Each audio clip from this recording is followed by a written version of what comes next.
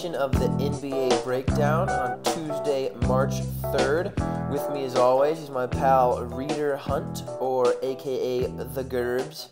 Before we get into these games, I'm going to tell you to do a few things on your computer. First, you need to go follow RT Fantasy Sports blogs on Twitter for the best, most current, most interesting articles from sports and fantasy sports perspectives from across the web. Just a great compilation of info. Another thing you need to do, follow at Slim Daddy Wins for the best way to hashtag Wreck Vegas. So this guy tweets out free picks a lot of times on his Twitter account, usually right on. So check out his Twitter page, and if you're buying what he's selling, which you probably should, because he's been hitting nicely as of late, check out wageradvisorygroup.com, and also be sure to follow the breakdown on Twitter if you get the chance. So let's jump right in. All right, for our first game of the night, we got Boston versus Cleveland. Cleveland's a 12-point favorite with a 209.5 over/under. Reader, what are you seeing from this one?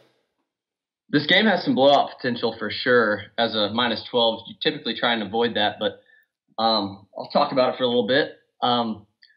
Couple key injuries to go over. Kyrie Irving is expected to play with a left shoulder strain, and LeBron James is also expected to play after a kick to the area, which I'll let you talk about in a second. Yeah. LeBron's had a couple of really fantastic fantasy games lately, but didn't play particularly well last game. He shot 35 times without Irving. Oof. That's really the only way he reached value there. That and it went to overtime.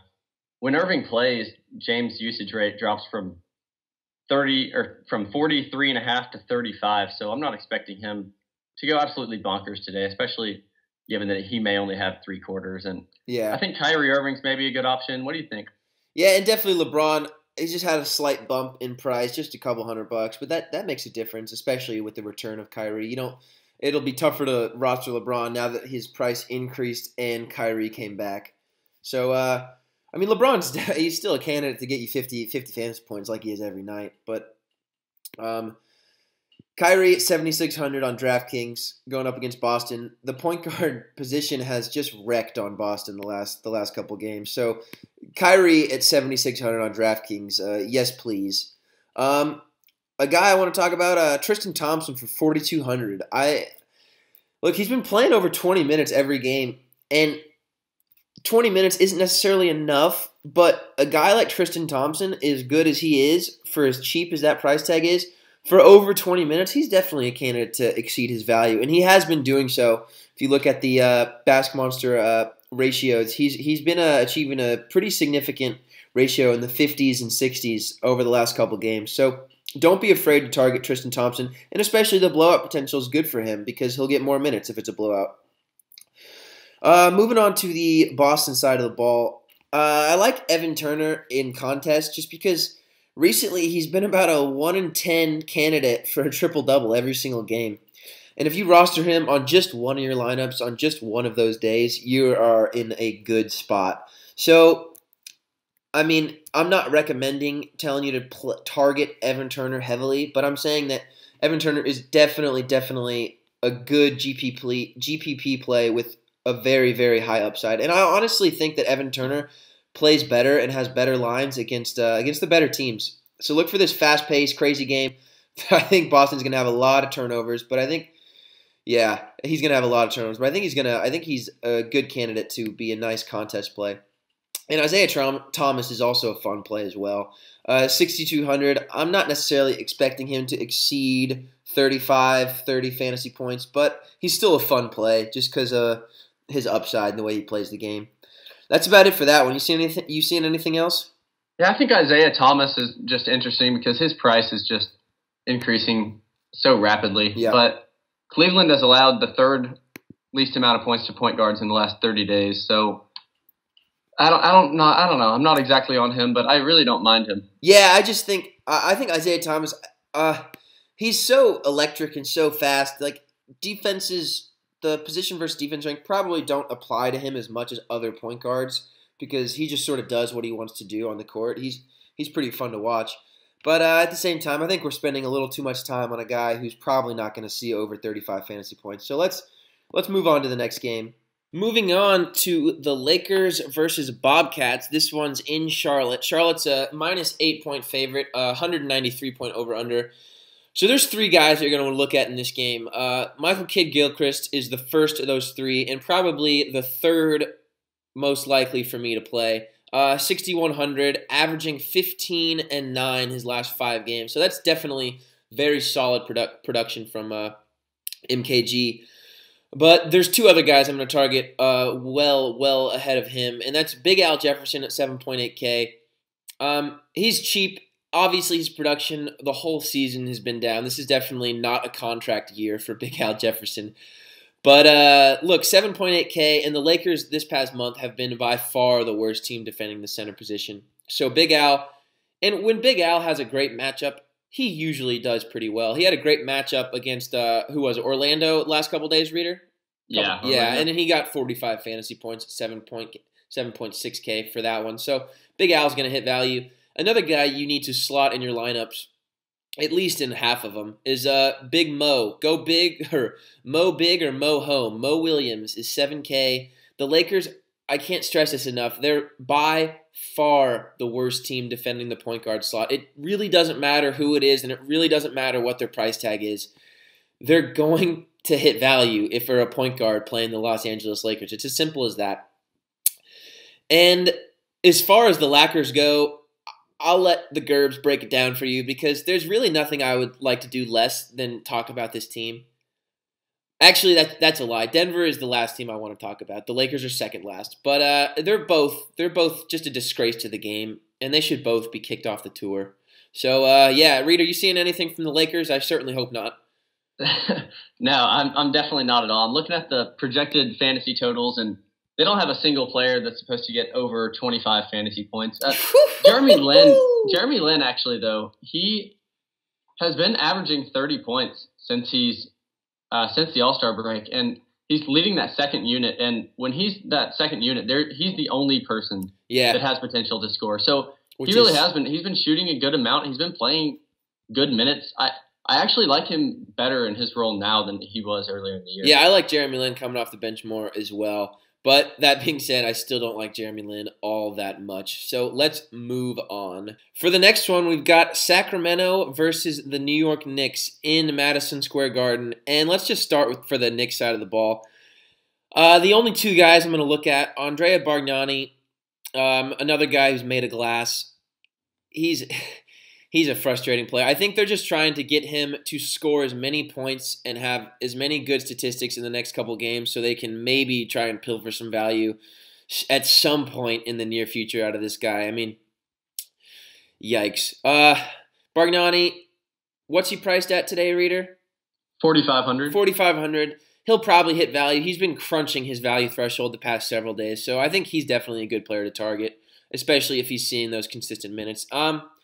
Another guy, Tim Hardaway, just because he's in a really good spot matchup-wise, and his price is almost bare minimum. It's just above 4K.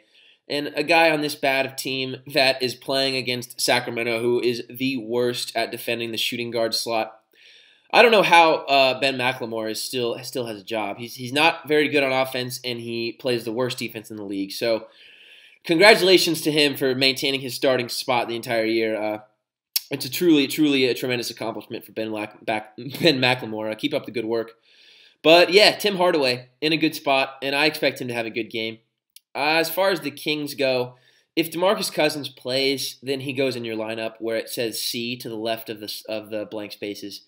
Put him in there and just build the rest of your lineup. Do not fade DeMarcus Cousins tonight if he plays, especially with James Harden out. Another guy, Rudy Gay, obviously worth a look because this is basically a must-win game against a team that is a frozen pile of garbage. Maybe Ray McCollum. I think he's in a good spot as well, matchup-wise. I don't think this Knicks team is going to be doing much good tonight. So if unless you got anything else to say, Reader, I'm ready to move on from this one. Yeah, that's really about all I'm seeing from that game, too. All right, that's perfect. Then let's move on to it would have been the marquee matchup of the night, but without Mr. Harden suspended for kicking LeBron James in the nuts. Oh, man. Can we play that South Park clip just in honor of Eric Cartman? I kick you in the nuts! unbelievable, man. I can't believe that players these days are so ignorant. Like, I mean, you got to know there's at least 100 cameras pointing direct, especially if you're James Harden. And like, it was James Harden. Although I was talking about this the other day. I am surprised that this kind of thing doesn't happen more often, because think about these guys are going at it with no pads a foot from each other last the entire game. Like, I'm surprised that once a week there isn't just an all out fist to the jaw. Yeah. If Steven Adams was healthy, maybe there would be. But look, I mean, this is just so dumb. Like, they know how many cameras are in that arena, and they're pointed directly at James Harden and LeBron James the entire time. Like, you're not going to get away with anything. It's just dumb. I know the moment gets the better of them, but it's like in Donkey Kong Sue. The guy is just a tremendous idiot. I mean, curb stomping people in the groin when there's hundreds of HD cameras pointed directly at him at all times. But let's talk about the actual basketball that's going to be played in this one. Without James Harden, I think you put on your oxygen tank and you slip on your flippers and you dive into this Rockets team. There's just a ton of value out there. I mean, they lost 27 points, 6 assists, 6 boards, a couple steals, a couple blocks. Like, there's a ton of statistics that aren't going to be gobbled up by James Harden in this game. And obviously, look for this Rockets team to lose by a decent amount without James Harden. I mean, he's their entire team, and they rely way too heavily on James Harden. So without Harden, look for them to just struggle mightily tonight. But Josh Smith, Demo, Corey Brewer, Jason Terry, Terrence Jones, all excellent candidates to exceed their value. Look, that's about it for the Rockets. I mean, just play them accordingly. Make sure you check this game close to tip-off time and see who's going to get the start and see who you think is going to get the bulk of the minutes. But there's just so much value with the loss of James Harden for all these guys in this lineup. And let's go to the Atlanta side of the ball. Look, these guys are tough to predict. I like Jeff Teague for his $6,400 price tag. He's listed as questionable. If Jeff Teague doesn't play, Dennis Schroeder goes in 100% of your lineups. Al Horford, Paul Millsap, also, they're in a great spot. But, I mean, let's be honest, like, they're in a great spot every night. You just don't know who to pick because they're so good at moving the ball around and spreading the wealth on offense. Anything you're seeing from this one, Reader? Yeah, like you said, Al Horford, I don't think he's a bad play. As we know, Houston does not guard centers well at all. And, he's had 35 of an average since the All-Star break, and I easily think he hits that tonight. Yeah. I don't think he's a bad play tonight. Yep, I agree with that. So maybe look to Al Horford in a few of your lineups tonight. Let's move on to the next game. We got Washington versus Chicago, and there's a lot of value to be pilfered from the Chicago team as well. Let's just jump right into it. I mean, these Wizards are really bad. What do we got in the spread over under, Reader? Washington's favored by 1.5, and it's a really low total, 186.5. Oof. Yeah, but and this low total, that doesn't scare me because Chicago just lost so much offense and so much defense. There's a ton of value to be pilfered from this game.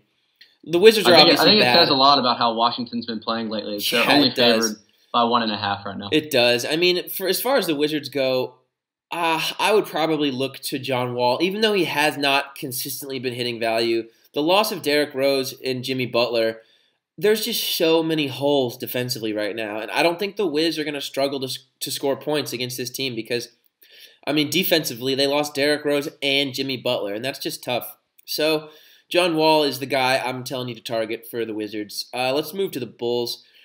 Tony Snell. I'm excited to play Tony Snell tonight. It might be the first time I've ever rostered Tony Snell, and he's been around for a couple years, so I'm excited to see what he does for me tonight. Look for Aaron Brooks to get a lot more shots up without Jimmy Butler and Derrick Rose. I mean, they both average what? That's losing about 44 points on offense with those two guys being out. It's a lot of points for them to lose.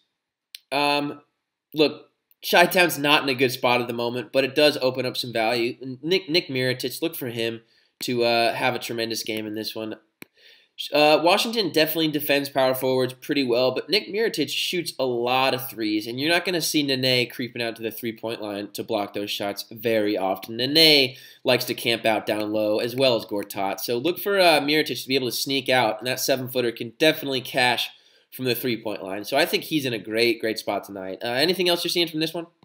No, I was just going to say, I think Mirotic, I really like the way he's been playing lately. And Yeah. watching their games, he looks really good. He really does. So, that's about all from that. So let's move on to Utah at Memphis. Reader, not sure what the spread is, but I do know that the over-under is 182, which is by far the lowest of the night. That's just not a good situation. And Memphis is favored by 8.5. Yeah, also, so it's not expected Utah is expected to not put up very many points at all. Yeah, not expected to be a very particularly close game. Very low over-under. It's just the battle of efficient defenses, which is, from a fantasy perspective, is a game you want to avoid like the plague. So, to be honest, it's just best not to target this game. I'm not going to target this game. I'm probably not going to roster anyone from this game. I think Mike Conley, at his $6K price tag, is always at that $6K price tag. He's always a candidate to exceed his value threshold. But look, it's just not the best idea to target this game. And if you're seeing anyone, go ahead and tell us. But I'm ready to move on from this one. Yeah, so you're going home. Either go Bear or go home. You're going home tonight. I'm not going go Bear with these the Twin Towers in Memphis. Yeah, I'm going home too. Yeah, I'm going home as well. So let's go to Milwaukee versus Denver. Can you give us the betting stats on this one? Yeah, Milwaukee's favored by 5 and a 192 over-under here. Okay, so 192 over-under. Let's just start with the Denver side of the ball. And we're done.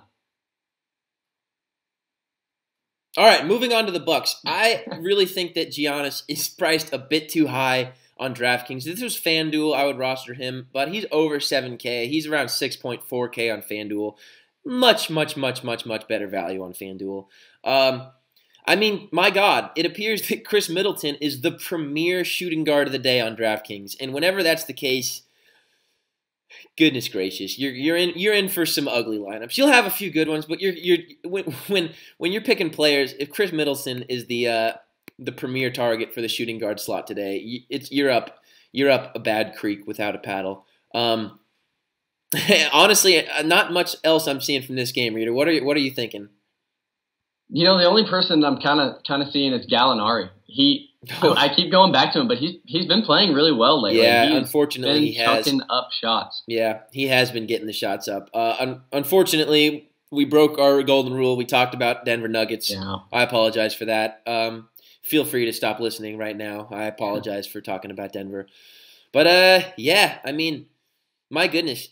If Chris Middleton is your premier shooting guard of the day, this is what I think I'm going to do. I think I'm going to slot in Corey Brewer at my shooting guard position and just sort of plug and pray. You know, plug and pray for Corey Brewer to have a great game because clearly the opportunity is there. He's the backup shooting guard behind James Harden. I mean, Corey Brewer is more of a small forward in my opinion. His shot clearly leaves something to be desired. But look, he's 4K. He's going to be seeing upwards of 30, 35 minutes if he can stay out of foul trouble. And as far as our recommended lineup goes, this is definitely more of a contest lineup than a cash play. We've got Kyrie Irving, assuming he plays against Boston, for 7,600 at the point guard slot. Corey Brewer plugged in at the shooting guard slot. Tony Snell, first time I'm ever playing Tony Snell, I think. 3,600, small forward position.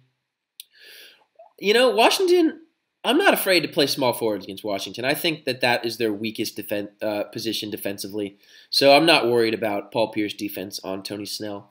Andrea Bargnani, the guy's just been crushing his value. And although I don't like to play him just from a personal bias standpoint, and he's made of glass, he could very easily ruin one of your contest lineups. The guy's just been crushing his value to an extent that you can't avoid. DeMarcus Cousins at the center slot. If he plays, plug him into every single one of your lineups. Just trust me. Don't ask questions. Guard, I'm playing Mo Williams just because I believe that the Lakers, I don't think there's ever been a game where they didn't let a point guard hit fantasy point value. And that's 35 tonight from Mo Williams. Mo Williams, 35 or your money back. Donatas Matajunas, 4,900. Just picking up Houston Rockets here. Demo, T. Jones had an excellent jump in price. He bumped up about, what did he bump? He bumped up about $300-$400. He's in the 7K range. Terrence Jones, 35 is pretty high for him. 35 points for Terrence Jones is more on the upper half of that ceiling. So I'm going to go with the cheaper Demo today, who I think can get me around 30 fantasy points for sure. And then John Wall. just because Chicago is so limited defensively now that they lost Derrick Rose and Jimmy Butler, who is Jimmy Butler's one of the premier defenders in this league. And so there we go. I think that's a great contest lineup. Obviously, it's sort of a hit or miss lineup with guys like John Wall, Andrea Bargnani, Tony Snell, but the upside is definitely there. So that's what I'm seeing for today's lineup. Hopefully you guys like it. Give it a shot. Definitely check up to tip-off. Make sure you account for any changes. And that's about it. That's all I'm seeing for this one. Anything else you want to add, Reader? Nope. I think all right. About it. Thank you very much. Screw you guys. I'm getting home.